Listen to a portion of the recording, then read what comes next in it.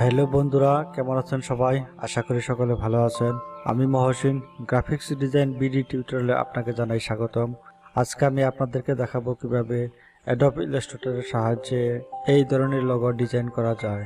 তো বন্ধুরা, আপনি যদি আমার চ্যানেলে নতুন হয়ে থাকেন তাহলে চ্যানেলে সাবস্ক্রাইব করে রাখবেন এবং পাশে থাকা বেল আইকনে ক্লিক করে রাখবেন যাতে আপনি আমার নতুন নতুন টিউটোরিয়াল পেয়ে যান সবার আগে। তো বন্ধুরা, যাওয়া যাক মূল টিউটোরিয়ালে। প্রথমে আমি টুলবার অপশন থেকে ইলিপস টুল নিলাম। স্ট্রোক সাইজ থেকে এর স্ট্রোক সাইজ 1 দিলাম এবং মাউস ড্রাগ করে shift plus alt button hold রেখে সমান করে এরকম একটি ইলিপস ড্র করলাম। ইলিপসেট করার ভিতরের দিকে ড্রাগ করে shift plus alt button hold রেখে এর সাইজ ছোট করলাম। এবার ইলিপসটি কপি করার জন্য ডান পাশে ইলিপসটি মুভ করে shift plus alt button hold রেখে ইলিপসটি কপি করে নিলাম। এবার সিলেকশন টুলের সাহায্যে ইলিপস দুইটি সিলেক্ট করে টুলবার অপশন থেকে রোটেট টুলের উপর ডাবল ক্লিক করলাম। এখানে রোটেট অপশনে অ্যাঙ্গেল 90 ডিগ্রি টাইপ করে কপিতে ক্লিক করে ইলিপস দুইটি কপি করে নিলাম। এখন টুলবার অপশন থেকে ইলিপস টুল নিলাম। অবজেক্টের ইন্টারসেক্ট পয়েন্ট থেকে মাউস ড্রাগ করে shift plus alt button hold রেখে এরকম একটি ইলিপস ড্র করে নিলাম।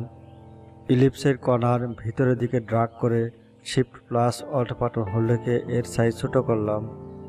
এবার সিলেকশন টুলের সাহায্যে সমস্ত অবজেক্ট সিলেক্ট করলাম।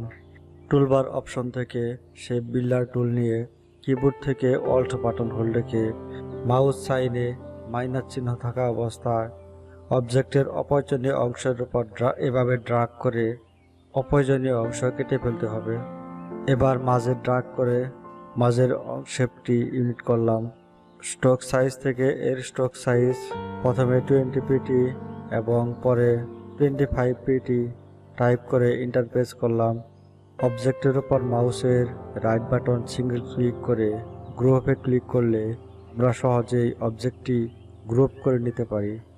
তো এবার অবজেক্টটি সিলেক্ট থাকা অবস্থায় ইফেক্ট মেনু থেকে স্টাইলিশ এরপর ড্রপ শ্যাডোতে ক্লিক করলাম। ড্রপ শ্যাডো অপশনে এখানে মাল্টিপ্লাই এবং X offset 0, Y offset 0 px, blur 1 px এবং কালারের উপর ক্লিক করলে কালার পিকার অপশন পাওয়া যাবে। কালার পিকার অপশনে কালার সেট করে ওকেতে ক্লিক করলাম। এরপর ড্রপ শ্যাডো অপশনে ওকেতে ক্লিক করলাম। এভাবে আবার ইফেক্ট অপশন থেকে ড্রপ শ্যাডোতে ক্লিক করলাম।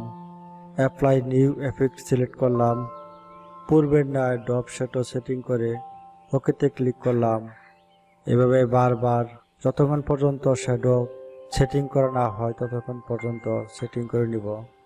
তো বন্ধুরা, আমার টিউটোরিয়াল যদি ভালো লাগে তাহলে ভিডিও লাইক করবেন। টিউটোরিয়াল বুঝতে যদি কোনো সমস্যা হয় কমেন্ট বক্সে কমেন্ট করে জানাবেন। ভিডিও বন্ধুদের সাথে শেয়ার করবেন। আমার পরবর্তী টিউটোরিয়াল দেখার আমন্ত্রণ রইল। ধন্যবাদ সবাইকে।